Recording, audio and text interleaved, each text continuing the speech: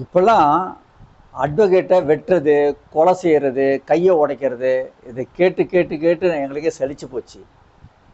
நேற்று பாருங்கள் 11/11/2025 சேலத்தில் ஒரு அட்வொகேட்டை வெட்டி கொண்டு இருக்கானுங்க அக்யூஸ்டுங்க. அது காரணம் என்னன்னாக்கா ஆப்போனன்ட் பார்ட்டிக்கு அவர் அப்பியர் ஆகி பெயில் எடுத்தாராம். சரி, அதை விடுங்க. செங்கல்பட்டு கோர்ட்டில் சசிகுமார் அப்படின்னு ஒரு அட்வொகேட்டு மேலே ஒரு வழக்கு போடுறாங்க.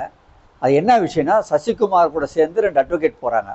முனீஸ்வரனும் பிரேம்குமாரும் எல்லாம் அந்த டோலில் போகும்போது டோலில் வாக்குவாதம் நடக்குது. அங்கே இந்த 2 அட்வொகேட்டுங்க தாக்கப்பட்டு 2 பேருக்கு கை உடஞ்சி போகுது. அவங்க இப்போ ஹாஸ்பிட்டலில், கவர்மெண்ட் ஹாஸ்பிட்டலில் ட்ரீட்மெண்ட் எடுத்துகிட்டு இருக்காங்க. பாதிக்கப்பட்ட டீம் யாருன்னா அசோக் சசிகுமாரும் அவங்க கூட போனவங்க தான் பாதிக்கப்பட்டிருக்காங்க. ஆனால் வழக்கு பாருங்கள், பாதிக்கப்பட்ட அட்வொகேட் மேலேயே கிரிமினல் கேஸை போட்டு அவளை அரெஸ்ட் பண்ணிட்டாங்க. அரெஸ்ட் பண்ணி ரிமாண்ட் பண்ணுற அளவுக்கு போயிடுச்சு.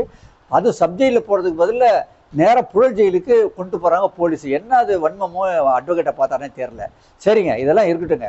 இப்போ எங்களுக்கு ப்ரொடெக்ஷன் வேணும் அகெயின்ஸ்ட் இல்லீகல் அரெஸ்ட். இது லீகல் ப்ரொடெக்ஷன் வேணும்.